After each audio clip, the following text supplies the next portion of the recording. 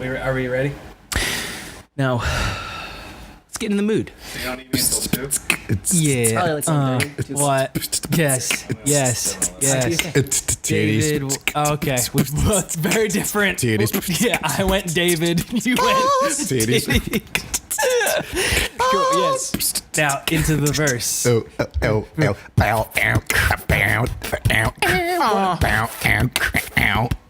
Any day now. Here we go. Come on, it's Tim. I love titties, those big fat mounts hanging off your chest. Don't you know that I think that they are the best? I love your nipples, I love it when they're nice and round. I love your nipples. Go to the dog pound, pick up an animal. Please adopt, do not go to a puppy mill. Just get yourself a little doggy, maybe he's 3. It's okay, he's just as good to me. I love animals, I love kindness, I love friendship, I love buying things. Wow. Pro capitalism. All right, we're moved in. All right, we're feeling good. Harrison Ford has an army of gorillas.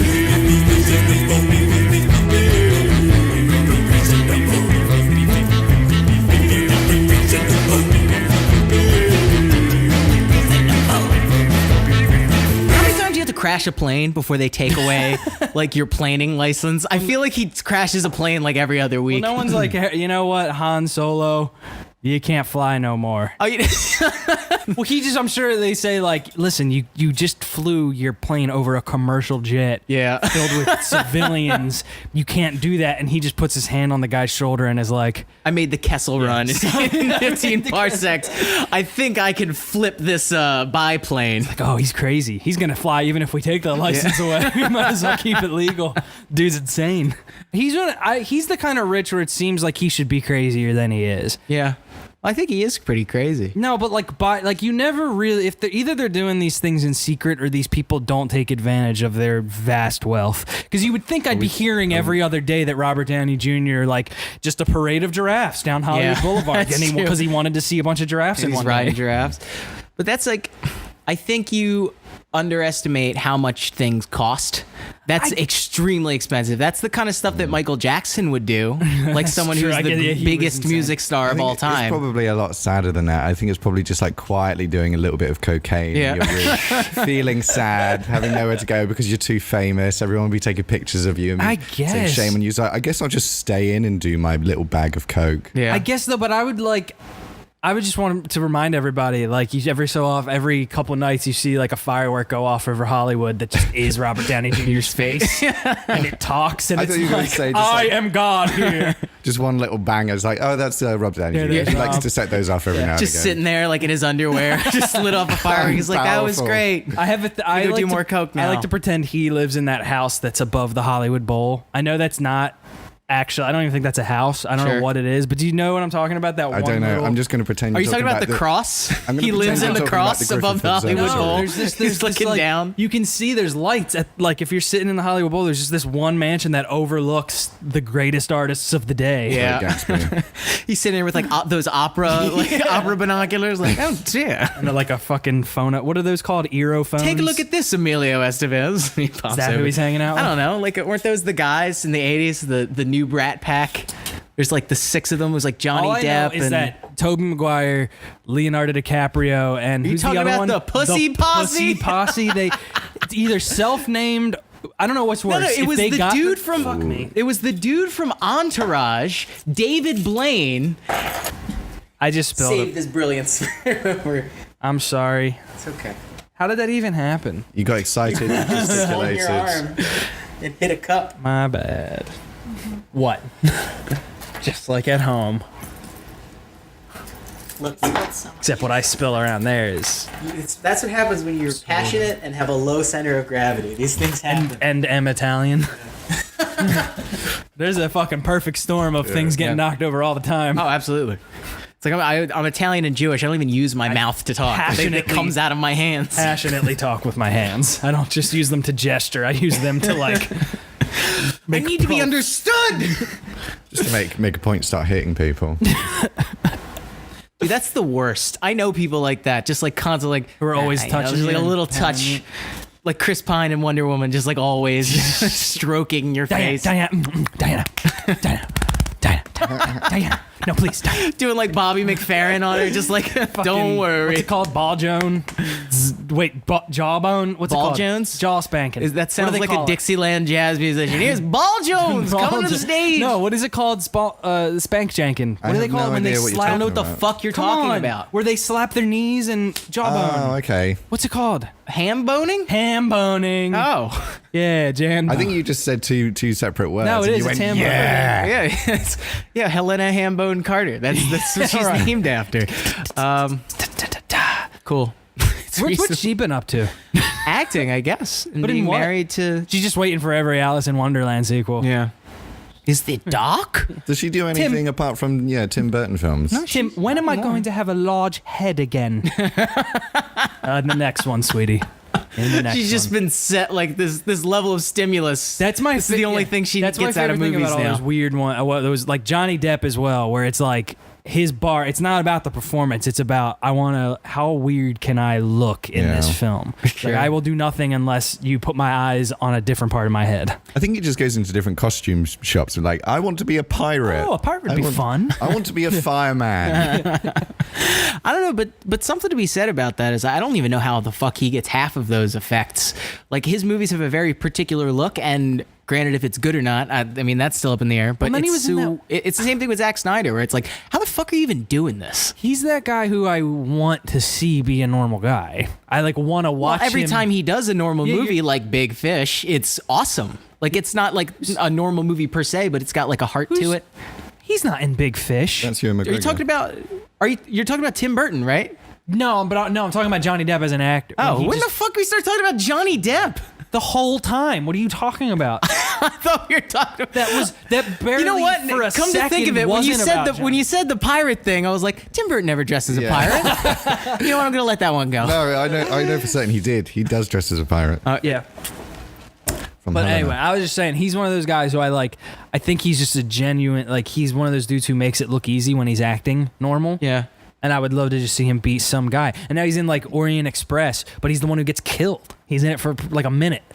Oh. Yeah, I didn't know can't that. remember the last time I've seen him as a kind of just a guy. Yeah. He's always I don't know. Not to be outdone by James Franco. He needs even less screen time before dying. Yeah. An Alien Covenant. Did you see Alien Covenant? No.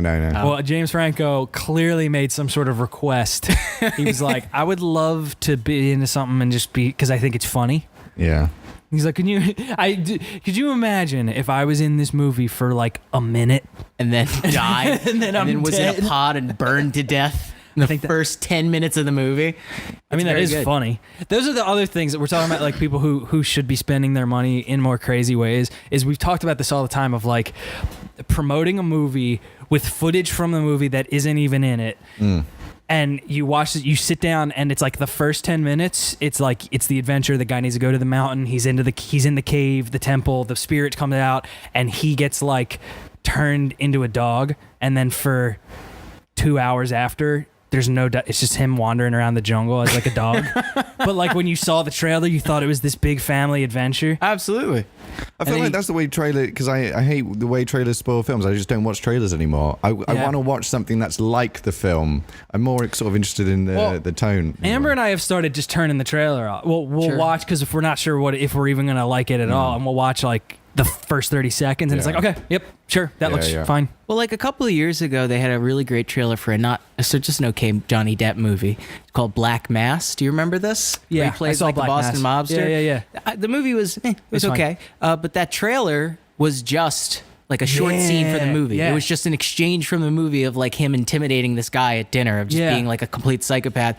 Awesome. One of the best trailers. And I'm like, oh my God, this is going to That's the way change to things. promote a movie. This is the way it's going to change. And then it just immediately back to whom, and then every single thing.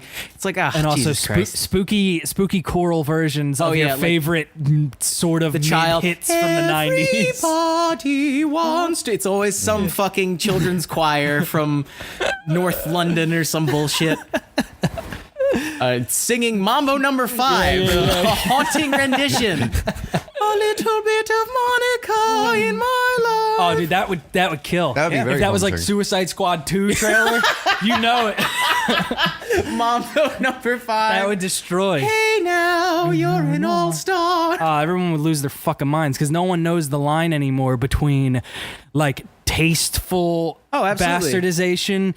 Like, I don't even know what I'm trying to say. Like, Well, we said when I started a joke, when it was I started a joke, Right. it's like there's no other context in that song other than the fact that they're saying Has the word joke. Right. So it's like, oh, perfect trailer music. And it's the same because of the Joker. Well, and then we were talking about this the other day where every pharmaceutical commercial uses There She Goes, which is a song about heroin addiction. yeah, nice. Probably not the best to advertise your depression medication with heroin addiction. Again. But It's been.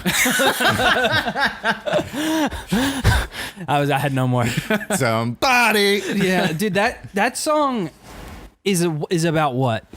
who knows what? It's been. It's about jerking off to Sailor Moon. If you listen to the lyrics What? closely, it's a get in tune with Sailor Moon because that cartoon has got the boom anime babes that make me think wrong things. Okay, I mean, see, it's even yanking you- it to hentai. Even you saying it like a normal human right now, I didn't understand any of it. Get in tune Okay. with Sailor Moon. Gotcha. Because that cartoon Sure. has got the boom.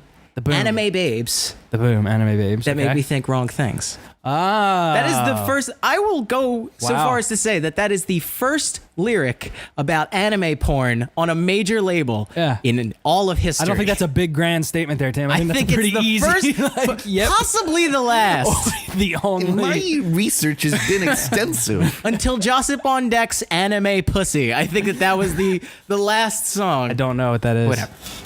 They'll know. Hey, audience. Will they? I don't know. Can I tell you how funny I thought it was when I heard that Beyonce lyric when in one of her songs she says I'm riding around on alligators?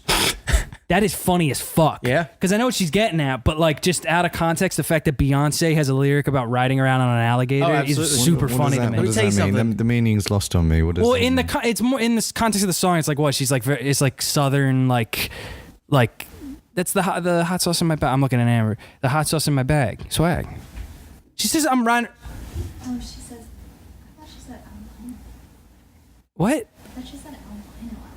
Oh God, does she say albino alligator? I just thought it was I'm I'll tell you riding what. around on You alligators. just invented some viral content. Photoshop a picture of Beyonce on an alligator with that lyric. You will get 5,000 retweets. Is Guaranteed. that not the lyric? So really, what I want to hear is why was that important to you, Dom? What did that mean for you? Thank you. To me, it meant that that's how I want to write music that way. Yeah. What, as Or in if you she's can just get- kind of abstract. Oh, just that mainstream music's braggadocio has reached a point where it's like, I wrote a fucking alligator. Yeah, Like, yeah. It used It's to be like, essentially, yo, I'm my on a bling's boat, so hot. yeah, It's yeah. like, nah, dog. Now I'm like mountain elephants and riding into battle against the Huns. That shit is tight. I have become one with the mountains. Yeah. I got a tiger pet and we just bonded. I am a face in the stars. Welcome. Welcome to Reasonable Beef, everybody. Fuck I me. am Tim E. Kesh. I'm joined by whom Dom, and whomst else? My name is Khyan. Khyan. Khyan, who are you? Tell us all about you. Oh, where shall we start? What do you do? What's beginning. What's my thing? if you were to list your profession on a business card? Well, I'm just here for this. I just came for the. You heard it first here, folks. Khyan Mansley, professional here for this. Yeah.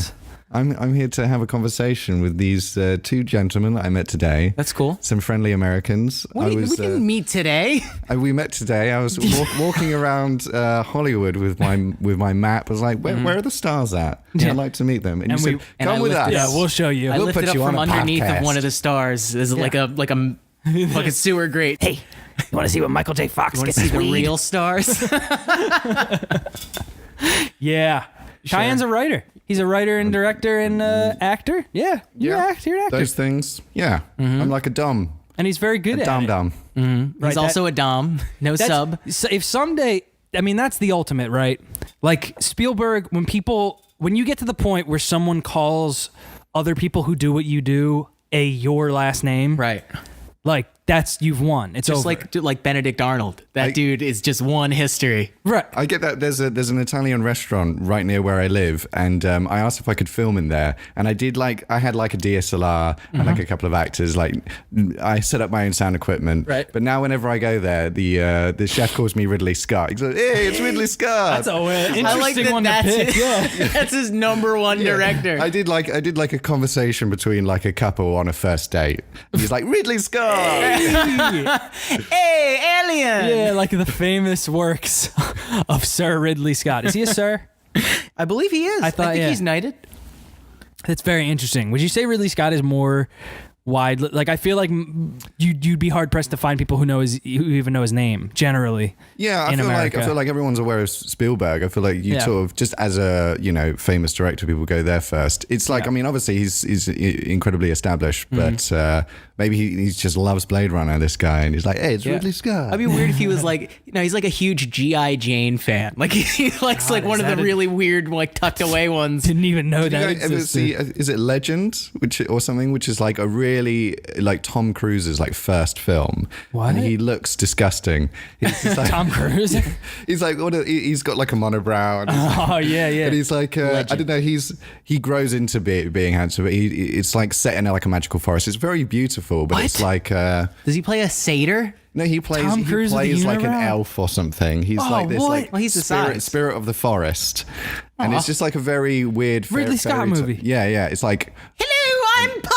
Come with me. yeah, he might even be doing like or I think maybe he's the only person with an American accent in it. Interesting. Ridley Scott has got just a weird filmography of like he's just been everywhere across Yeah. the board. Like Alien to Gladiator, like Matchstick Men, like all kinds of really He strange. directed Matchstick Yes. Men? I've not seen He's that. What's done that? so Fucking many why? middle of the road movies that you just don't realize are Ridley Scott movies.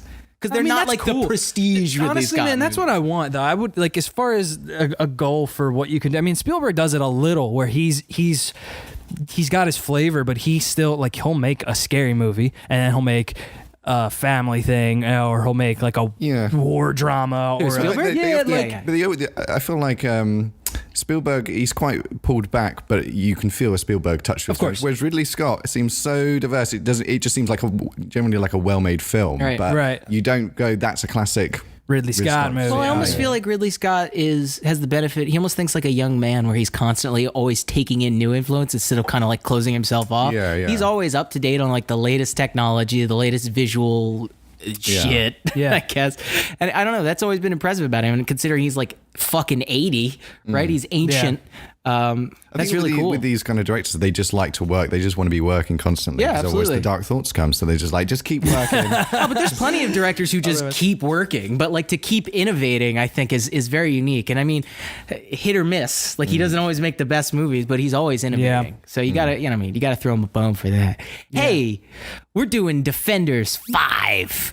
Down. Sick transition. Sick.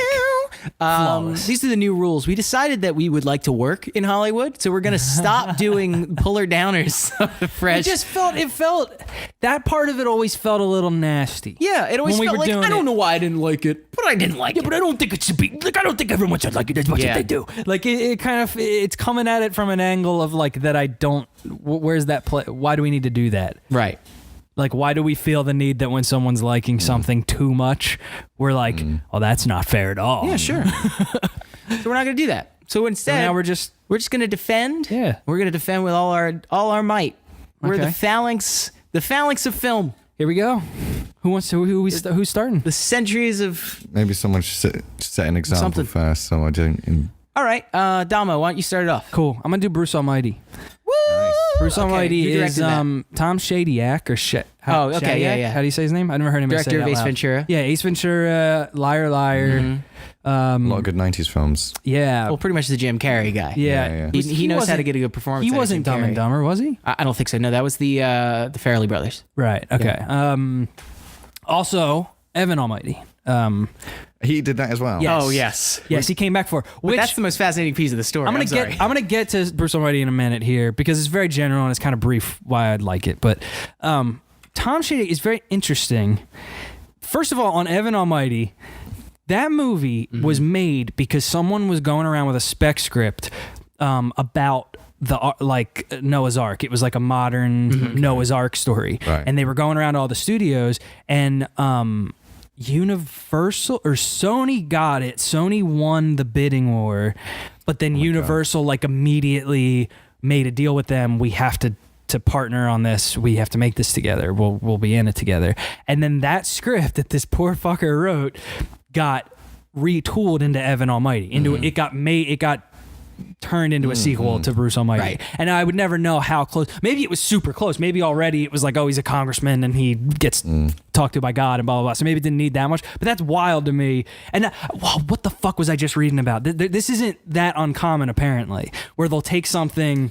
That happened with 10 Cloverfield Lane, didn't it? That was Yeah, like but a separate story, yeah. at least with that. I mean, it turned out to be okay. Yeah, it's That's great. like skinned over, very clearly skinned over. Whereas Evan Almighty could have, I mean, they do this all the time where they will buy an idea and then completely retool it into something else. Specific, just not because there's anything valuable in it, but just to like keep the rights of that idea, to avoid any litigation of like, well, he wrote a Noah's Ark movie. We kind of wanted to do that. Let's buy it completely. Even recently, the Mulan movie was a big bidding war thing because that wasn't Disney deciding I want to do Mulan. Right. That was someone wrote a Mulan. It just spec happened script, to coincide with their and they were latest like, push. well, we aren't gonna let someone else make that because we're Disney and it's ours. Give me. I think they had an issue with the Cinderella thing. They said, right? Wasn't gimme. that not Disney? There was a recent maybe it was Snow No, White. you're thinking of Mirror Mirror and all those Yeah, ones. yeah. There was a couple. Well, there was Snow White and the Huntsman, which was very not Disney, and then there was also that Mirror. And a similar thing happened in the 80s with Golden Globus, where they were just like, yeah, there's Disney movies, and let's just take those fairy tales and adapt them into a different movie. So you have like multiple Snow Whites and multiple Cinderellas. I was just reading. There was another one where it was the same story of it got taken and then turned into something that fit a franchise movie. But either way, so that movie, Bruce Almighty, I guess did well. I don't know. I guess it did well enough that they were like, we want to do it again. They asked Jim Carrey if he wanted to be in it. He said, I don't want to. Okay. And they, thought, okay, sure, Steve Carell, he's funny. We'll do him. That movie was made for, I think it said when it came down to the end of like advertising and everything, it was like $200 million to make Evan Almighty. To make it? Yes. Oh my God. $200 million. So it was like $145 million, I think. And we wonder why we moved away from high concept comedy towards at like, the time was the most expensive. It was the most Apatowism. expensive one. Yeah. Fuck, I forget what took it over. It wasn't so Men in long Black. ago. Yeah, Men in Black 3. Yeah. Was then it was the most expensive comedy. So they made the movie, but he's interesting, Tom Shadyac, because he had like an accident. He got in a bike accident, and it fucked his head up, and it made him very sensitive to stimuli. And he basically lived through hell for like a few months, where it was his ears were ringing. He had to sleep in a fucking dark room. Yeah. It like ruined his life. Daredevil. And he was already like going to the tub. Yeah. He was already apparently starting to very much question the industry that he was in and the worth of like, and he has like a quote talking about how like he'd be on set and he knew he was making like fucking $5 million on the movie or even more, I'm sure, directing these huge movies, and then he would be standing next to crew members who were barely scraping by like for the fan. He's like, oh, this feels kind of fucking weird. And so he's already starting to lean that way. And then they made Evan Almighty, and he was also getting very like environmentally conscious and very worried about what movies do to the environment. And so Evan Almighty was weirdly, I don't know if they still do this, but it was like the first big movie like that to actively cancel out its carbon footprint. Wow. Where they literally, before they made the movie in pre-production, they calculated how much what damage they were going to do and planted like 2,200 trees in different areas and stuff. And all of the sets that they built, like the ark that they built and everything, they then took all of the material for that. They didn't just like throw it out, and they gave it to like somewhere that like builds homes for cheap or whatever. So he was already leaning that way, but after this accident, he like kind of came out of it. He just to get to the end, he now like lives in a trailer park, in like a nice trailer park, but he lived in a mansion. He got rid of his huge house. He became very much about trying to be happier, just with less shit. And I find that very interesting for someone who has that much money. And he even says, like, he's like, I don't think money's bad. I don't think people who make a lot of money are bad. But it was like clouding his happiness. Sure. And it's always weird to think of the people making. I mean, we talk about this a lot, of humanizing these things that seem so far off, like the Hollywood filmmaker people. But it is just like some dude who just wanted to at one point make movies and make people laugh and stuff. And it's always weird to hear when someone is that conscious, like didn't get swept up in it, because you also hear about people who go in and they make a lot of money and they completely lose touch with what anything was ever like before. Totally. And he was more aware as he's standing on the set of Evan Almighty, like, fuck. I think a lot of it has to do with the fact that he's put in extreme discomfort, where he had to literally sit there and all he could do was contemplate the nature of materialism. He made this kind of like lame, not so great documentary. Is that what it's called? Yeah, but like I see what he was. Yeah. And he's still a millionaire, but like as far as I know, he just like gives away most of his residual checks. He's like doesn't really do things anymore. I don't know. He's been producing a lot of like docs. Oh, okay. Yeah, that's cool. Yeah, but anyway, so Bruce Almighty. Bruce Almighty, the first one of this.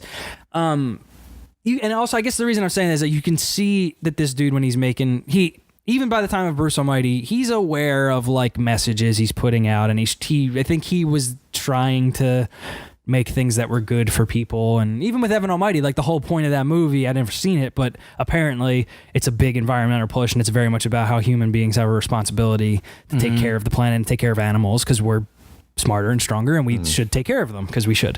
And that, like, it's a smart, maybe low-hanging fruit, but nice that the dude who's making the $145 million comedy, 175 million. sorry, 175 million, Hey, 200 million. But anyway, Bruce Almighty has like a 48% on Rotten Tomatoes, which is interesting to me. And I'm not saying, really? 48? Yeah, That's very odd. Okay. yeah. And I wouldn't say it's some spectacular achievement of filmmaking by any stretch. So was this just based on reviews at the time? The kind of aggregate of reviews at the critics' reviews? Yeah, I think it takes into account just like the initial reaction. Yeah. Because usually reviews for 10-year-old movies don't like pop up like on a. Right. I'm pretty sure the site has to be approved by Rotten Tomatoes or the paper or whatever. Well, the big ones are they have all their shit archived. We so. recognize that this is a bullshit score. I don't know if you've known this before, but like it's just an aggregate. So somebody could give something a 6 out of 10 and it counts as a positive. We get that, right. But it's just a general sense of. But generally speaking, to think that that's the sentiment, give or take, is interesting to me. Because again, it is a movie where, all right, if I look at it as like a comedy, there's a lot of Jim Carrey funny shit in this. And it's funny, as much as I like Jim Carrey, I don't feel like I guffaw at him very much. Like, I feel like sometimes I laugh harder at these Judd Apatow movies, or the, we were talking about like Wanderlust or whatever. We're talking about David Wayne in a minute. But like, I feel like there's something about this kind of funny they are that makes me like laugh out. But Jim Carrey, I'm just more entertained by, and it's funny to watch him, and it's funny to watch him freak out about stuff. I've not seen it since it came out, but Bruce Almighty? Yeah, but the one scene that always stays with me is when he's sort of puppeteering Steve Carell. Yeah. That actually made me laugh harder than anything else. I don't think there's a scene in a film where I've laughed harder. I mean, admittedly, that's great. As a long time ago. That's a particularly brilliant scene. It's just like they're both so physically Steve great. Carell is just like them two together is perfect. They cut out from that scene, he sets Evan's head on fire at the end of that. Yeah, I think I remember watching like he goes like, and then all of a sudden his hair just goes and he screams, and then like at the end of the movie they cut around it if you watch the end of the movie when he finally makes up with them, but when Bruce walks in, the whole back of his head was bald, like his hair was supposed to be like, got all burned off and everything, and they cut around every time you would have maybe seen the back of his head. They sort of like, interesting. Nope. But that seems like way more work. It's like, why don't we just keep this joke in here? I think people thought it was too mean. I think because it got a little insane, because then it became like, so not only is he, because also he gets taken out on like a stretcher and he's like, I don't want that to happen again. And then it happens again in the hallway. Like you see Bruce is like looking at him down the hallway, and you just hear the and he's like, Yeah. Yeah, I don't know. Lighting, That's pretty mean. I think lighting someone on fire is a little much. I think it depends on the context of the film. If you spend the whole film humanizing people and then they do something like that. Bruce Almighty, it's also like there's things I watched it more recently and there was stuff I liked it. You know, it's one of those movies where you like it as a kid, maybe because it's goofy, and especially for me, this is dumb dude who's clumsy gets superpowers and does stuff with them. That's an amazing and pitch. learns a lesson. Yeah. And like, I mean, that's Jim Carrey does that a lot, and that's why I think I like a lot of his movies. Yeah, that's the blueprint for the next 20 years of filmmaking after 2003. Fine. I mean, when they're good, and that's why like I like stuff like this because it is fun. Like so I'm saying as a kid I liked it for fun reasons, and I liked that, you know, he looks at the clothes in the thing and then like turns around and now he's wearing the clothes and touches his butt and steam comes off of it. Oh yeah, right. Great shit. Boobs get bigger. He made it. Yeah, he makes her boobs get bigger. Instantly giving like Also- half the kids breast enlargement fetishes. Yeah, he also makes her orgasm. Oh yeah. In the like he points at the bathroom door and goes, pleasurable, pleasurable, pleasurable. And she's like screaming in there. There's gotta be some like weird. That's like a weird fetish thing. Right? Coincidentally, one of my most terrible memories, which is when seeing that with my mother, turning and saying, because I mean, geez, I had no excuse. I should have known better at this point. But Yeah. we were 12, 11, and I turned and I went, what's he doing? And she's like, it's fine. Don't worry about He's God, honey. I love if she just calmly explains it. He's giving her a female orgasm. She's, Oh, cool. He's using telekinesis to take her Yeah. clitoris and go. Oh, sick. Thanks, mom. Yeah. One of my favorite gags in that movie is when that romance scene when he like ropes the moon and he pulls it down, and the next day, like just on the news, it's just like terrible tsunami hits Indonesia. It's like Jesus fucking Christ! He just like clicks the TV. There's great moments in that, and it's directing, it's the writing where like he's sitting in traffic and he's like, this is my luck, and next to him through his window you see someone on a stretcher being put into the ambulance from the car crash that was holding up traffic. And I was like, those things I wasn't paying attention to, and it does, like, again, it's maybe a little low-hanging fruit of a, you know, lesson to be learned or whatever. Right. And it's basically just him being selfish and, you know, just thinking about himself and blah blah blah. And like she wants to put the photo what's the photo album together, and he just wants to keep talking about how he's not going to get that promotion. Right. So is it about, because I can't remember the moral lesson of the film. Is he a dislikable guy, and then, you know, he abuses his powers and then he becomes likable? He's a chump who you feel bad for because you kind of watch him not get what he. Well, and he's Jim Carrey. He's likable. He's just like a regular dude. He's a professional. I don't think he's a chump. What he is like he feels put upon by everything. Yeah. Like everything's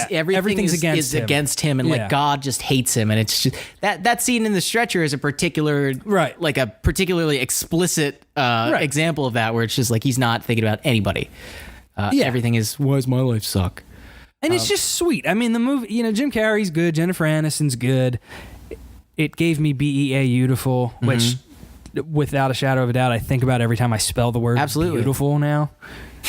Well, I don't know. That's how I spell beautiful, yeah. I know I'm not making a great case for it, but it's all I can say is it's funnier than that. It's funnier than that score would imply, and it's also sweeter than the score would imply. Sure. It's just like a nice little movie, and everybody comes out. Comedy with heart is like 65 standard. For me, Yeah, I would. If this worked, I would bump it up to like a 75. Because it's not. I mean, you like if I saw that score, I'd say, okay, it's gonna be okay. It's gonna be, you know, good. I think a lot of critics react to like saccharineness, a little bit super negatively, where they're just like, fuck this. I think just because it's easy to get cynical watching a lot of broad comedies like that. But I think it's pretty funny. It's got a lot of memorable gags, shit that stuck with me for 15 years clear. The whole God scene when he first meets him, Absolutely. and the like, how many Morgan fingers Freeman do I is great. have? Yeah. Holds up 7 fingers on his one hand. Like, I love. Yeah, I think out of any movie Morgan Freeman's been in, that's probably the one that's done the most for his prestige as an actor. Interesting, Not like as his skill as an actor, but just like when people have an image of Morgan Freeman, it's usually in Bruce Almighty, wearing the completely white thing and just being like, hello, Bruce. I am God. Is that what he sounds like? Because that was Trey Parker. Morgan Freeman. That was Trey Parker doing. Hey there, gentlemen. It's me, Morgan Freeman. Buy new Sodexo soaps on sale this weekend. I am God. I am God, and I will give you everything you want. I am a gate. I'm going to teach you. That's Jason Steele now. It's very similar, isn't it? Yeah. Oh, I guess he. Well, we're getting a little off the fucking rails here. Bottom line. This is a heavily edited podcast. Yeah, don't worry. 75, 48 isn't fair. 75 feels fair. It's sweet. It's funny. Great visual gags. I love watching Jim Carrey freak the fuck out. Always. Him sitting in the diner when, like, right after all the shit. I love when he's like, if that was God, then I'm Clint Eastwood. And his back window gets shot out. Right. Just that. I don't know. I love those. Well, you could clearly tell it's like, all right, Jim, what do you do a good impression Yeah, of? yeah. Right. Which is. If this is God, I'm Jack Lemmon. Or Yeah. Right. I'm Jack Nicholson. Anyway, this is just a big disaster. Yeah, it's okay. Should have thought about it more. Khyan. Wow. I guess it's just that's a general one. I can't be. I mean, it's a comedy. I'm picking the film I'm going to defend is Wet Hot American Summer. Yes. David Wayne. Yes. I only saw it for the first time a few months ago. Okay. Nice. Sort of, a cult hit. Have you guys watched it? Yeah, absolutely. And I looked it up. It's supposed to be a classic. People rave about it. Looked up Rotten Tomatoes. I'm trying to load the score now, but I think it's like a 33 or like a 32. Yeah, it's in the 30s or the 40s. And I was like, that shocked me. Yeah, I looked at the score after I saw the film, and that is talking earlier. That was a film that did make me guffaw. There was just like many ridiculous. Oh my God, yes. Moments in that film, and I think there are moments of incredible meanness as well. Oh, yes. But it's only funny because you don't feel like it matters at all. Right. Yeah. There's no kind of real heart. It's all complete parody. It does not take itself seriously at all. It doesn't have sort of any kind of fidelity to tone or I don't know, just humanity or anything. Well, a great example of that is when they did it for the TV show. It's a prequel. Everyone is clearly 15 years older than they were. Yeah. Michael Showalter looks terrible, like truly awful. And it's the first day of summer. that one. Yeah, and very intentional. And I think, even in the first film, they're playing teenagers, and like you don't realize it's supposed to be kind of teenagers until they're like, I'm 16. I only want to have sex right now. It's like you're 25, Dude, literally, when you said there's things that make you guffaw, the first thing I think of, and it makes me laugh just thinking about it. I know exactly what scene you're thinking of. When it's the Ken Marino in the car. Driving, and there's no reason. Nothing happens. He's driving and he's singing. What is he singing? Even though we ain't got money. Yeah. And then just midway through singing, he just goes, holy shit! And just swerves into a tree. That's just exactly it. Like, that feels like, what were they doing when they were making it? Because it just feels like, that's it's fucking surreal. weird. That's just do that. The big reason why that got 32 is because, think of 2001. What else came out that year? Zoolander.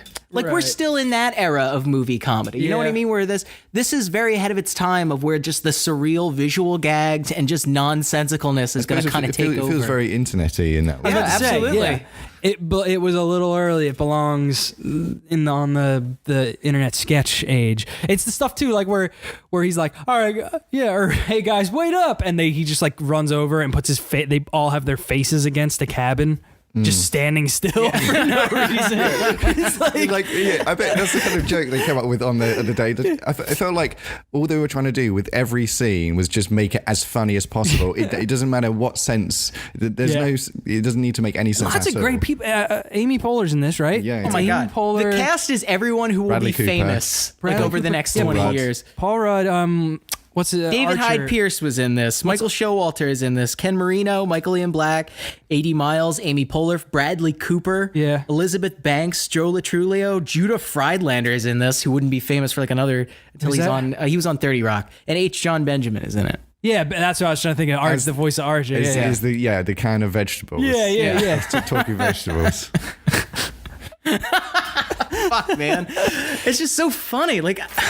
It's because comedy always gets a bad rap with critics. That's the kind of comedy though where, and I don't know if maybe, I don't think this makes it. I don't think this is a good thing, but I do wonder if it's one of those ones that takes the element of you knowing what it's like to just have fun. You can just feel the fun. It's a weird comp, but like the Lego movie or something where we talk about how you can feel the whole movie. It's just them thinking things are funny. Yeah. And that's funny. Let's do that. That would be really funny. And it's just fun. You can feel them all on set, drinking beer every night. I like how they can take it to such extreme places. It's so kind of unbridled. And like, I feel like a lot of films that they can be quite funny, but they're so neutered by having to tell a story. Right. Whereas there's like no real semblance of a story. It is just about the first day at camp, or no, it's the last day. Yeah. And it goes on, and I like, because you don't know that right away, right? Like, or you don't realize until a point in the movie that it's only been one day. Yeah. Because it seems like it's been. Well, because it keeps interrupting, and it's like 10 minutes later, and all this stuff has happened. And you keep getting the title cards that said it's 12:02,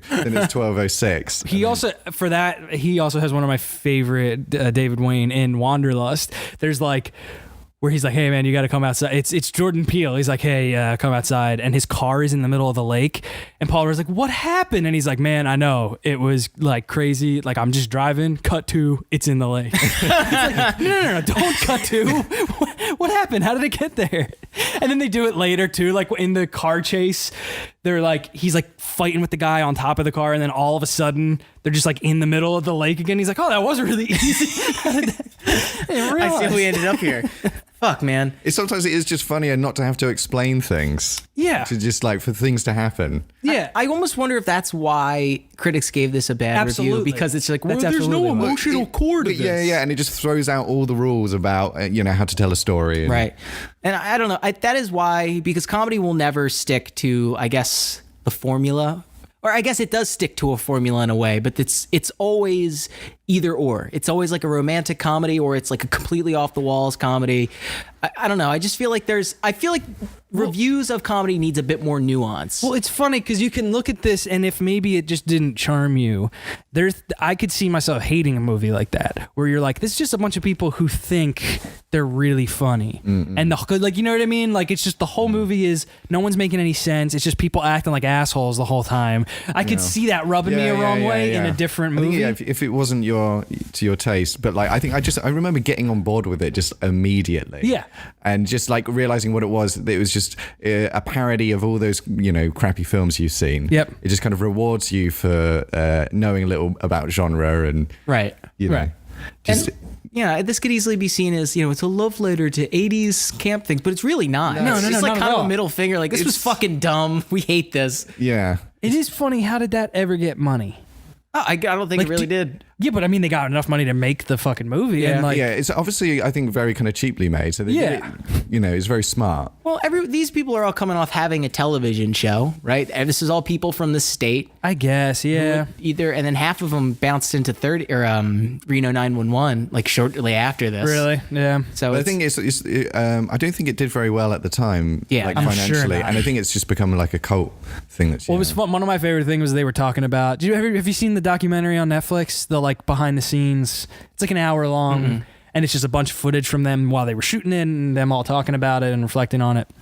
And one of the things he was talking about was like, yeah, we thought it would be a good idea to actually go up to Maine in the summer and shoot this, and just it would be like we were at camp, but we forgot that it rains all the fucking time, and that like when it's hot, it's hot. So then when they did the show, they very smartly did it in California. They did it out here, and I was like, lesson learned, huh? Like, they didn't say anything about it, but it was very obvious that I love that kind of stuff too, because you can feel that like in the movie. It does, and I guess that's what I was getting at. Was I wonder if movies like this take you having to have made stuff or felt that burn inside of you, that it's just fun to be there and making shit with people who you think are funny, and you're all just having a good time. Sure. And yeah, I don't know. Really is one of the first one of those, I think, that really had that like loose. I mean, this is more tightly scripted than Apatow would be, but like later on, it kind of is, bring in all your friends and do a comedy movie largely improvised on set. Like, it reminds me a lot of something like Airplane. But because that has plenty of ridiculous. It has more of a kind of a structure, more of a build, more of a storyline, and it feels like they've kind of taken that and just put it into a camp and tried to. It's so ridiculous, the sense of kind of urgency that it's the last day, and it's like they just play with that idea by giving you the title cards of just to create this kind of just point out how ridiculous it is, just to But essentially, Airplane is just a vehicle for jokes, right? But it's funny, like so what is basically coming down to, right, is it feels like with this, it either charms you, or you're either in it, you are put under its spell, or you're not. Because I could see you, if it doesn't grab you, it would be a fucking slog to sit through. It would be awful. It wouldn't be fun at all. I would say you get it or you don't. Yeah, right. That's true. If you came in for a story, if you came in because you want to watch a camp film about characters, that you wouldn't get that. But no, what was? But so like with that, I guess what I was getting at was like, that's the kind of thing where it's either you get it or you don't, and that maybe attributes with the score. Whereas like a Bruce Almighty thing, I would say it shocks me that it has such a low score, because I would say objectively, if you look at it as a movie, as a big movie that has a very stupid broad story, it's kind of surprising that it. Like, how could you not think it was kind of like? How could you not think it was sweet? Yeah, I think I've become so kind of bored with most comedies. It's like it's refreshing to watch something like American Summer, because it just means you can do jokes better, because you don't have to stick to a story. Whereas. It feels like such a slog to go through like a 3-act structure, right? You know, have characters have it all make sense. Well, it's like it's impossible to sell. I think that's why a lot of people really hate romantic comedies. It's impossible to like focus on being funny while also selling this genuine. I think a movie that got it right was probably Crazy Stupid Love, where they do have like a lot of silly off the cuff jokes. Who directed that? Was that Tom?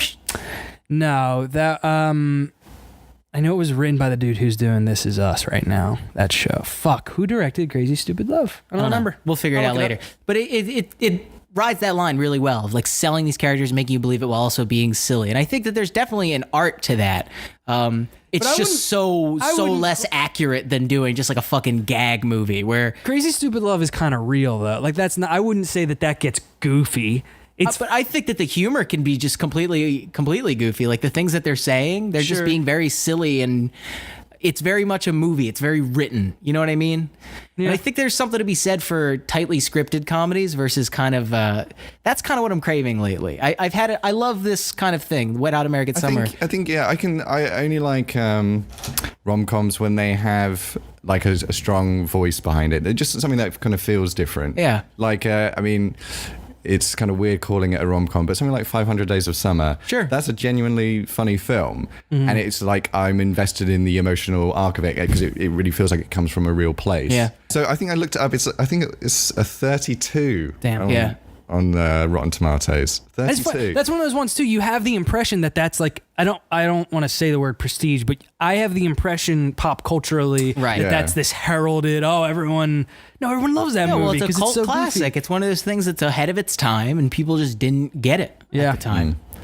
What would you bring it to? I would take it up to like an 80. Agreed. I agree. Or maybe even high, just because I think because I haven't seen something for a long time that's really made me laugh consistently. Well, it's also what's it trying to do? It's we always try to do the what is it up to in the first place, and that knows exactly what it's up to. Yeah. That movie is not confused about what movie it is. Absolutely. So it's like I don't know if you just didn't like its mission statement, it feels weird to give it such a harsh review. Yeah. I could see just like you forget how many people are fucking normies, like how many people just can't get on board with something that's not like packaged to them in the right way. Yeah, honestly, these fucking muggles, these muggle pricks, these brungles coming into our theaters.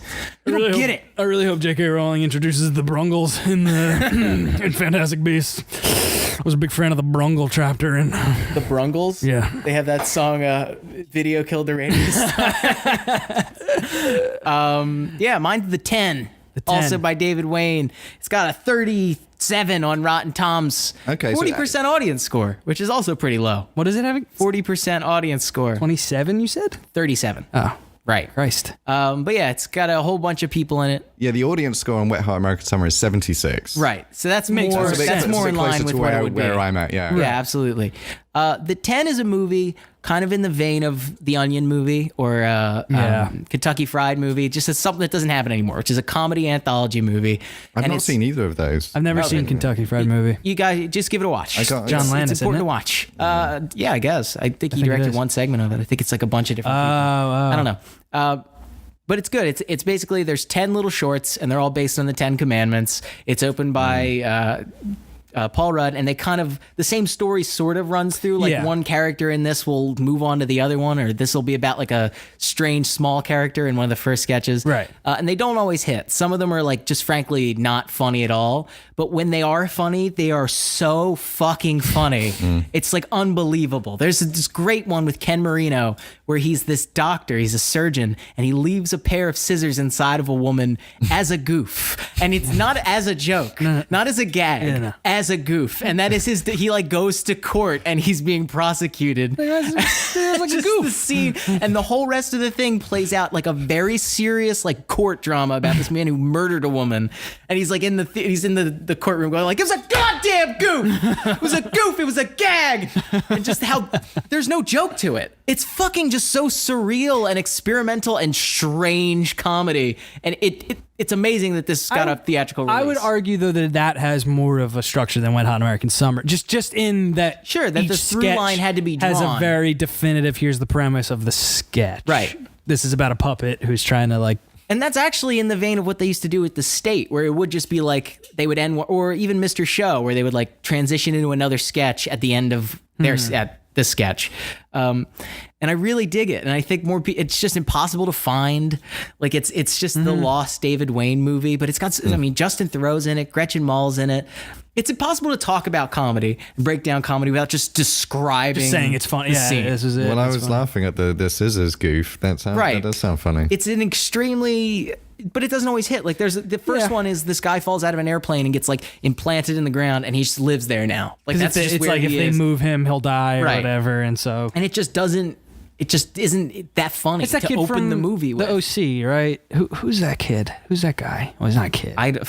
That's great. This is Remembering Actors, the podcast. Yeah, it's pretty bad this time. Yeah. This episode's been, we haven't been very were fucking very sharp prepared. with our memories. Oh, it's okay. Did you ever watch Stella? Yes. Khyan? Stella was That was their was David show. Wayne, was their shows, David, Michael, and Michael. okay. And it's the same idea of like them or also, have you ever seen, they did shorts as well. They did like internet sketches. Yeah. Talking Very about the early real internet fucking sketches. Brooklyn pizza. Yeah, the Pizza Parlor. That's a very classic sketch. You need to watch this because it's the same idea. It's the same spirit of we don't exactly know what we're up to, but Right. we're going to plan enough so that if there's a funny prop, we have it. But basically, we're just going to fuck around for this whole time. It's Which I love. That's I think what's remarkable about stuff like that. And like Wet Hot American Summer, like it's or even the Lego Movie, where it feels like it's just happening and it was just an idea that was like, this is funny, let's do it. But like with the Lego Movie, that was then fucking weeks upon months of work to make the sequence where he drives through the tiny house on the highway, Right. for no reason. And it's like, oh. well, that kind of freedom must be amazing. Of you can do that. Yeah, like and I can make this Wet Hot happen. American Summer, like even like With the CGI. motorcycle, like him, like it makes me wonder: did they have the motorcycle that he drove, or were they like, no, we want to do part where he shows up and just jumps off the motorcycle, and it's supposed to look cool, but it's just some dude throwing a bike across the lawn, like, and it's like, did they plan that was what he was gonna do? So they got the bike. I don't know, but it's like magical when you can find that and say, like that's what I was saying about like Stella, where it's all that stupid shit where it's then he decides he's gonna hang himself, and it's like, okay, did they just decide that and then make the noose, or were they like, no, this will be a funny part, let's make a noose before? I don't know, man. I think when those are your intangible. comedy It's- idols, right? You have certain comedy people where you're like, oh, that's really funny, I like their writing, and then you have other ones. It's like, where did they conceptualize? That? Like, where did they start with that joke? We talk about that a lot too. I mean, even just story wise, even just writing wise or concept wise, where you're like, there's some people you're watching and you like it because you can see what they're doing, and you're like, oh, I understand you as a writer, as a creative person. And there's other people you watch and you're like, fuck, I will never get it. I'll never have that mind. I'll never be able to. Fucking funny. Like, how did they even come to that conclusion? David Wayne's great. David Wayne is great. An unsung hero of film and television. I have another one, Wanderlust. It's at a 60. That shit should be like an 85. Sure. Wanderlust is very funny. I'm gonna defend all David Wayne's movies Where's today. Role Models at? Role Models is like pretty a 60 low. something, I think. Also very fun. And that's his most structured one, his most Apatow-esque one. And sweet. All the That's way another down to one. poster with big, bold red letters. Right. Oh, Role Models is at a 78. Fuck, that's actually pretty high. Yeah, that's pretty decent. I might even take that down. to be Really? Oh, I perfectly disagree. honest. I think- I love that movie, and I would bring it lower because it is uneven at certain parts.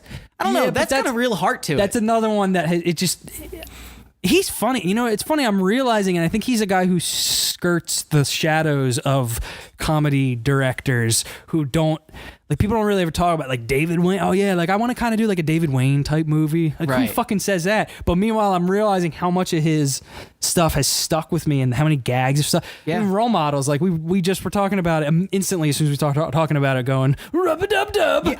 Hilarious. Joe Latruglio like improvised on set. But then that's improv humor, which is very funny. Right. But then there's also shit like "Love, Take Me Down to the Streets." Yeah. That's not a song. No, it's a song. And then like people throughout the movie keep singing it. It's like, oh, it's a Wing song. It's not. It's not a song. Like, that is so fucking funny. But it's just, you know, like one bar of a fake pop song that sounds like maybe it's a Wing song. And like, it's brilliant. I love the you know what I had for breakfast? Cocaine. You know what I had for lunch? Cocaine. What'd you have for dinner? What's it, cocaine?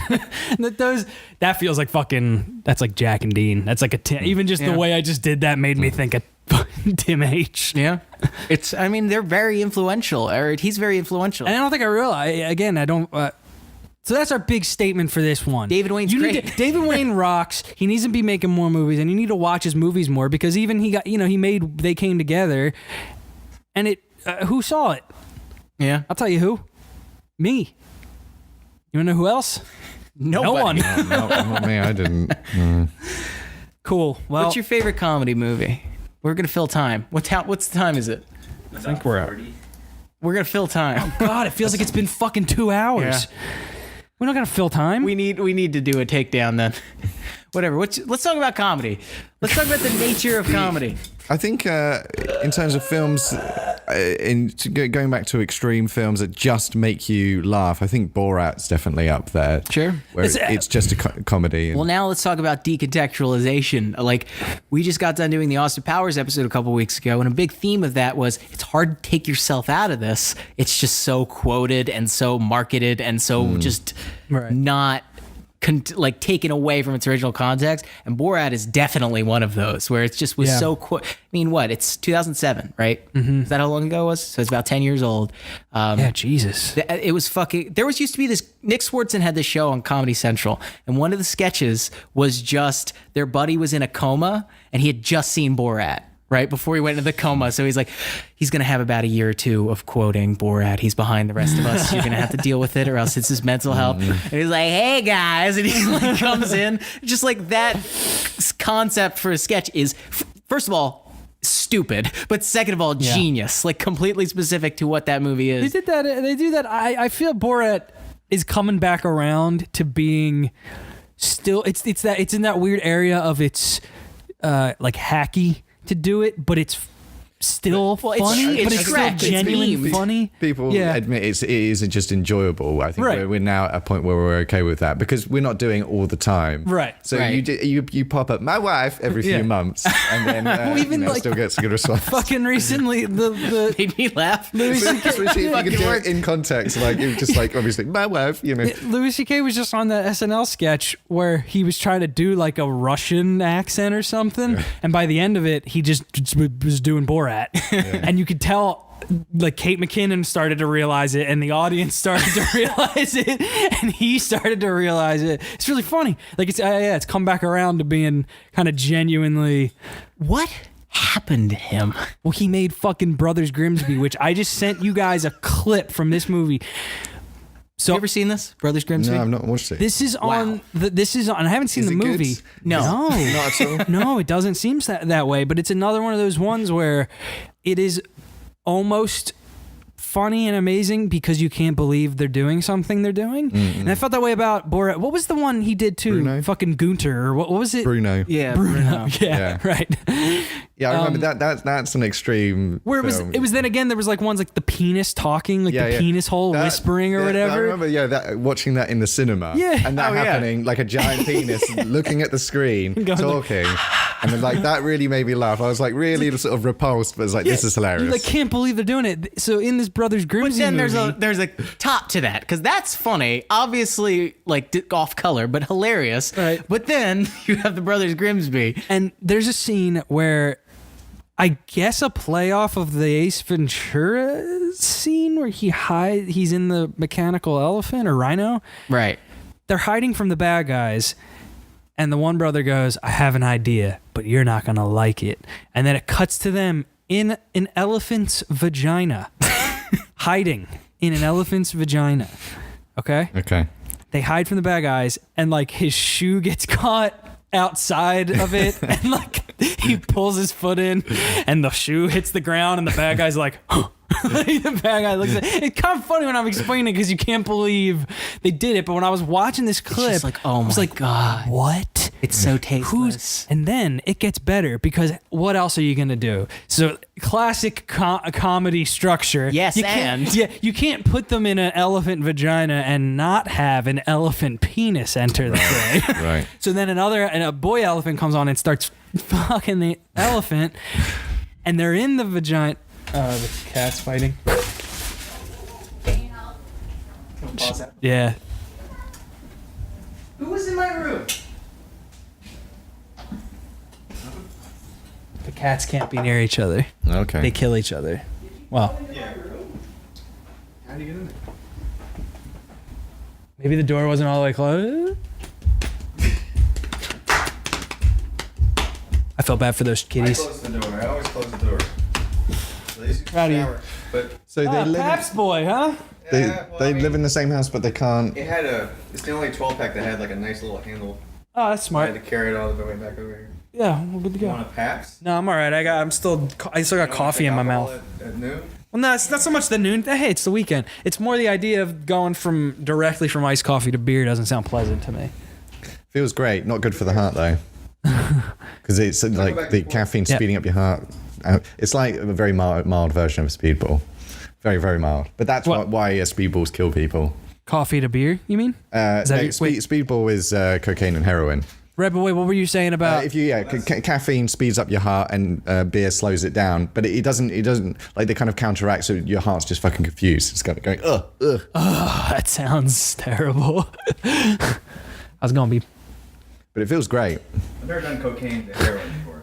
No, Heroin to cocaine. you've gone the other way. Yeah. Yeah. Alcohol. Yeah. And then coffee. Drugs are bad.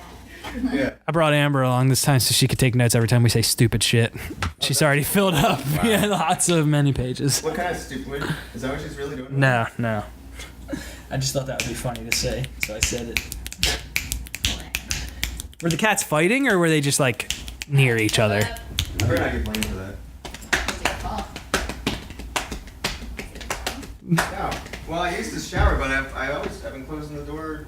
I've been here for almost a month. I always close the door when I leave.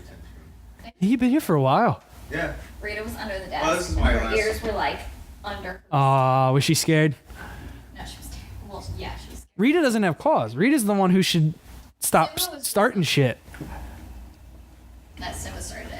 Well, yeah, Simba just wants to play. he gets a little aggressive. You don't want to play.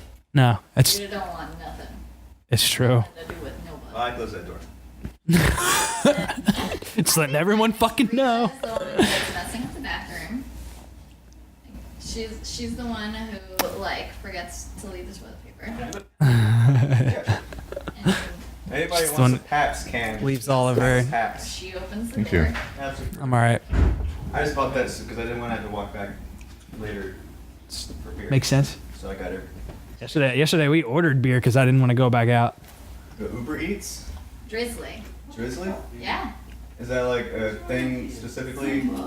How'd he do it? What's Drizzly? It's alcohol ordering. Bit the shit. Really? Did he really? Hey, like tore a bunch of hair out of her.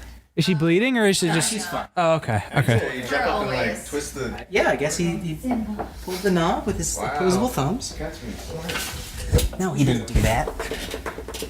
Come up here. Oh, Rita. Can I hang out with Rita? Yeah, if you'd like. Well, y'all have an alcohol ordering service? I'm sure. I'll tell you Oh yeah, there's a lot. later. Okay. Simba, Yeah, then. what is his problem? I'm bear. Want to hand me a PBR? Okay. I don't remember what I was Yeah, saying. we need to refresh. What was I just saying, Nick? Do you Talking remember? about- Watch out. Yes. So the boy elephant, this boy elephant shows up, and he starts having sex with the elephant that they're inside, and this big elephant penis starts bumping into their faces. And again, in classic comedy formula, are they gonna? Is it gotta? They realize he's gonna kill us if we don't make him finish. Come on, we gotta make him come. I'll fondle the balls. You stroke the shaft, and then he reaches out of the vagina, plays with the elephant balls, while the brother jerks the elephant dick off, and then gets a giant face full of elephant semen. Okay. And then they fall out. I feel like No. And then they pop their head out and they go, oh no. And then there's a line of 10 elephants. And he goes, it's an elephant bukkake orgy. And then the scene ends. And it's just, okay, at a certain point, yes. When is something someone's weird fucking pornography fetish? At what point does it go from being a raunchy gag to you literally just jerked off an elephant on in a cinematic film? Yep. I don't know, man. I have a huge tolerance for raunchy humor. It's just it gets to the point where it's like you're just being. I understand. I think the thinking behind it, which is if we keep going, it's gonna be eventually hilarious. You're gonna break and you're gonna realize this is not. Because even when I was just explaining it, it kind of works better verbally, where you're like, and then that, and then that, and then that. But then you're watching it and you're kind of like, I don't know, man. Yeah. But it's like that's a prosthetic elephant dick. Yeah. Costs money. That's the it has to be designed by someone who does the special, the tubing in it, how they blast it. There was probably just pressurized air, but they needed to also come up with a formula that looks like, thick elephant semen. Create a female They needed to external vagina and internal vagina. Yeah. Just for that. So when they were making it, I mean, these are all conversations that had to have. These had to go through concept designs, and architects had to be involved. Professional, maybe hundreds of thousands professional of dollars. craftsmen. And they never were like, maybe it's not. I wonder who kept that afterwards. Who kept the famous elephant vagina, or the? I'm sure it's Sasha, or the spunking elephant penis. It's sitting somewhere in a rental warehouse, just waiting for it. Thought spunking elephant penis. maybe someday. Or your Hollywood film. history. Yeah. It's in the Wax Museum now. Oh, dude, no, it's in a Planet Hollywood, above some family eating ribs. It's huge. Remember that big dick from the brothers Grimsby? But we talk about this a lot, of the being able to having enough money to do the dumbest shit in the world. I can't wait for that day where when you have enough that you can do the stupidest fucking big gag where it's funny because it's funny, but then there's the double hit where you're like, I can't believe they made this. They did that. They convinced businessmen to give them money to make this scene. Someday. I mean, it's surprising that because it feels like those kind of films aren't getting made anymore. It's the budget to make something I don't know what the budget was for that film, but I'm sure it wasn't nothing. Maybe they spent it. They didn't spend anything on talent, just on the went all into that elephant vagina and penis. I think maybe they're just getting it. I mean, every comedy is frankly a gamble, and there's no one doing high concept comedies anymore. I mean, can't think of the last one I saw. High concept? Yeah. Actually high concept. It's hard because it often doesn't pay off because what's funny isn't necessarily what looks amazing on you, or that's just an impressive film. Well, now we've just rolled it all up into one thing. Every action movie is now also funny. That's almost like a requirement at this point. There's no more dour action films. But I mean, those been around for a while. I suppose, if you watch Die Hard, that's a really funny film. Yeah. So we've had that, and the Lethal Weapon films. We've had that. Yeah. But this is Shane. This is Shane Black that you specifically you're talking about with Lethal Weapon, who is kind of the progenitor of the funny action movie. Yeah. So what was coming before that? Was it all just? I suppose there are some great action. I mean, in the 90s, there's a lot of high concept comedies and big budget because comedy stars were more bankable stars back in the day. Jim Carrey, I think, was the highest paid actor ever for The Cable Guy. He received more money than any actor has ever received to play a role. What was that? Do you know? Was that 20 million? I think it was $100 million, or not $100 million. Jeez. It was probably $20 million or something something outrageous like that. Yeah. But nobody was even touching that at the time because comedy stars were such bankable stars. They just aren't these days. I mean, we do have Rogans, right? We have those guys that will make money, but not gangbusters money, not Jim Carrey like you money. thought it was going to be Ed Helms for a hot second. Right. You know, There's so many funny people and not many leading men in comedies specifically. I mean, like we're gonna get there, but I think we're gonna get here more in the Mummy episode. But here's a preamble. I'm noticing there was also like someone can't act like Jim Carrey in a movie now, right? Or they can, and we just don't realize we even have that palette anymore. Right. But it seems like when you look at those, it's the distance of having it not shot digitally. It still looks like it still has that distance of this is a movie. It's on film, and this dude's acting insane. Even not. I don't even just mean Jim Carrey. I mean the general goofball comedy thing. I see what you mean. Like the theatricality makes you take it a bit more seriously. It's become. I don't know about that, but you give it a pass or something because especially now, because now you look at it and it looks like a movie from the 90s, from the 80s, whatever. Right. And you're like, oh, it's just that time capsule sort of comedy sensibility. Whereas like the goofy now is the Seth Rogen, it's Neighbors or whatever, where they still have these big stupid physical gags like the airbags and stuff, but it's not the same dude whose face gets stuck away, and like, you know, I'm just trying to think of like the silly shit that Jim Carrey does. And it's like, it's like the showmanship. It's less cartoonish. It's less physical. It's a lot less physical. It's a lot more dialogue led. It's more about funny. It's about people, and it's being relatable. Quite a lot of those scenes. They're so kind of stationary. It's like two people exchanging words and having arguments and stuff like that. And then you understand, like, and you're laughing because they're like, I'm not gonna call a fucking Uber, and you're like, yeah. Oh man, Uber. I took one to here to the movie. Yeah, but I don't know. It's I don't know if I miss it.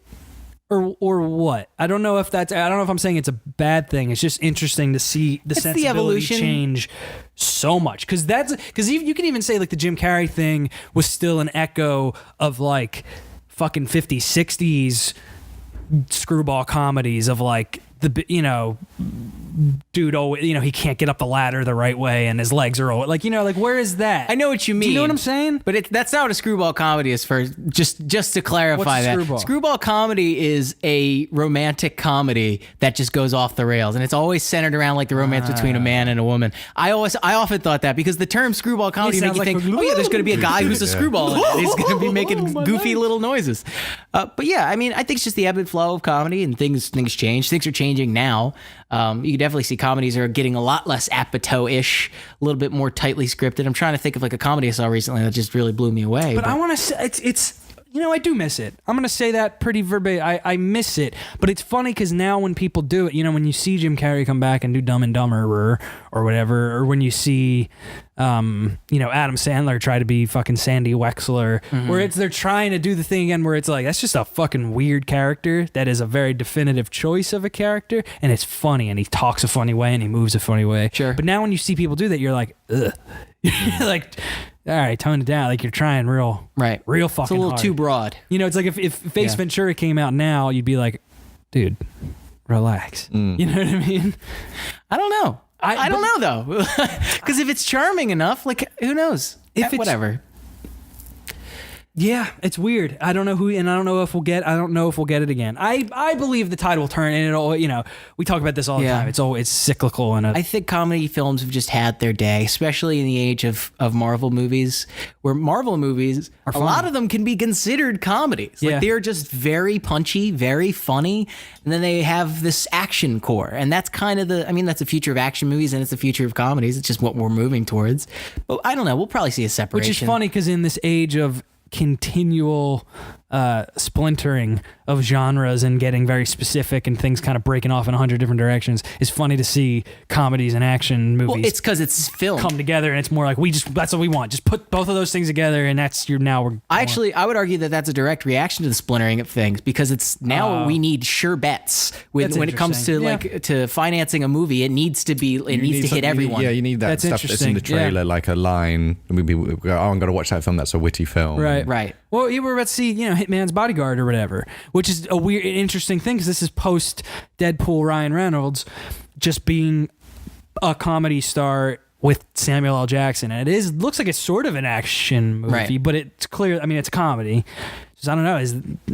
But he does those. I mean, R.I.P.D. was that, right? It's a comedy, but it's an action movie. I think It's not very R.I.P.D. was good. more action. It was supposed to be more like this is a supernatural action movie. Sure. That was funny. It was like Men in Black or whatever. Yeah. Because even Men in Black, it's like Yeah, that's a precursor of what was going to come. movie, I That's guess, definitely but like an it's action movie that's funny. more funny, just because they were trying to leverage Will Smith's comedy chops.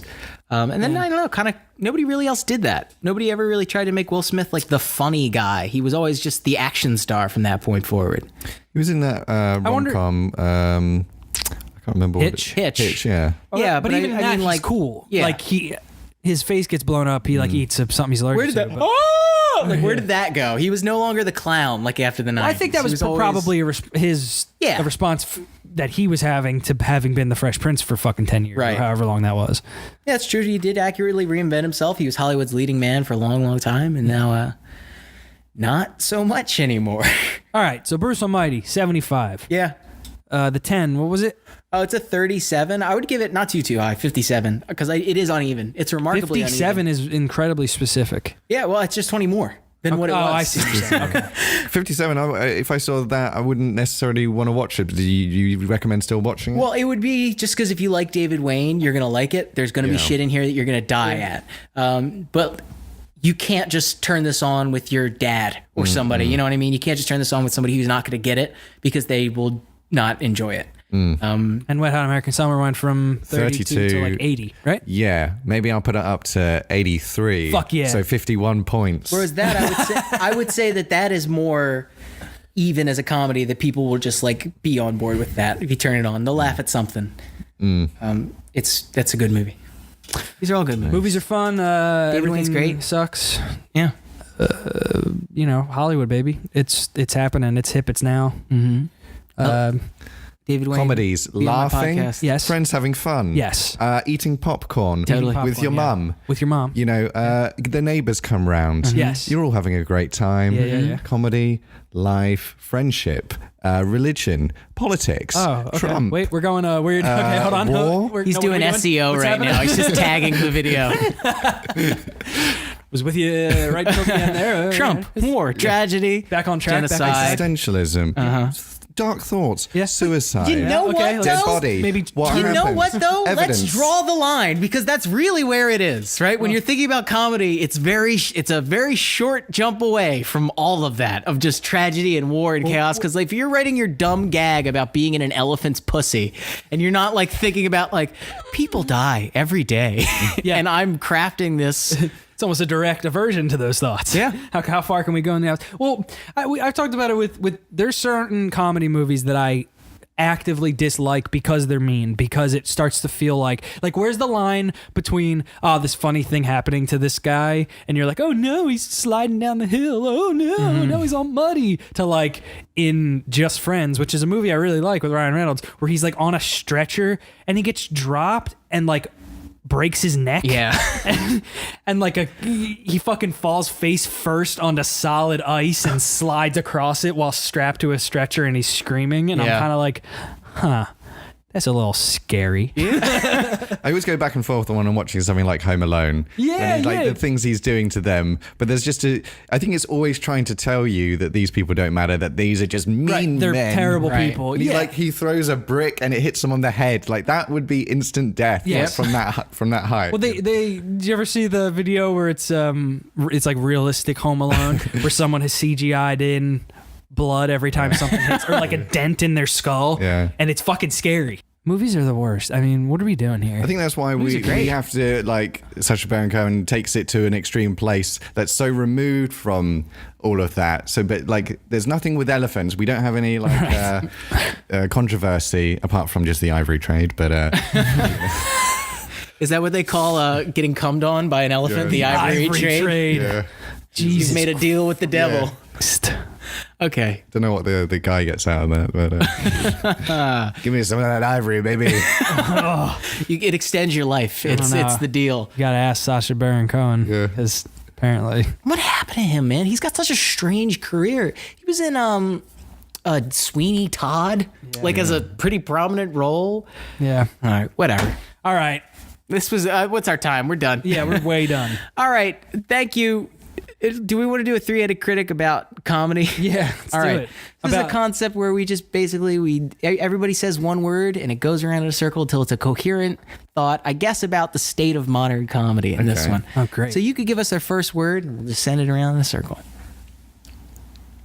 Comedy. What is Great. That. comedy is great? We can. That it'll thing. Work. It'll work. Okay, comedy is great, comma. That is All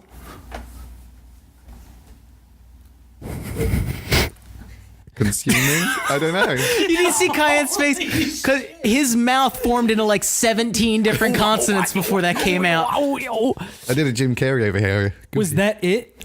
Was it? That comedy is great, comma. That is all consuming. Yep, sure, why not? Holy fuck. People are going to unpack that in 25 years. Like, they were right. What a weird fucking episode. This is Thank a you guys. super weird This was episode. easily the strangest episode of Reasonable Beef we've ever done. Thank you so much for hanging out and listening. Khyan, thank you so much my for coming pleasure. through. I appreciate you just sitting around talking about comedy, sipping cough. So, Do you have anything to plug? Do you have a cool shit? no, just pop on by to my YouTube channel if you like. What's that link? Occasionally make something. YouTube.com/Khyan. Obviously, you all know how to spell that because it's a really common name. Yes. Khyan. Yes. There you go. Try that. And if you can't find it, it doesn't really Good matter. fucking nab too, by the way. Nab? Just Slash Khyan. You just got yeah, Khyan. It's just exactly. fucking That's my name, Twitter dude. as well. Yeah, I can just like take it all. Thank you so much, guys, for swinging by. It's been Reasonable Beef. My name is Tim E. Kish. Thank you so much. Hey, if you like what you heard, please head on down to www.patreon.com/reasonablebeef and give what you can. $5 gives you access to Bonus Beef, which is our month-end show, which just comes out fucking today. I mean, not today. This is going to be 2 weeks from now, but today is Sunday. It's the day we're recording it. It's coming out Super confused what you're getting. real soon. Cool. Sick. Thank Great you job. so much for swinging by. Have a good night. And Godspeed, I guess. Fuck. Yeah, fuck it. Fuck it. Good. Awesome.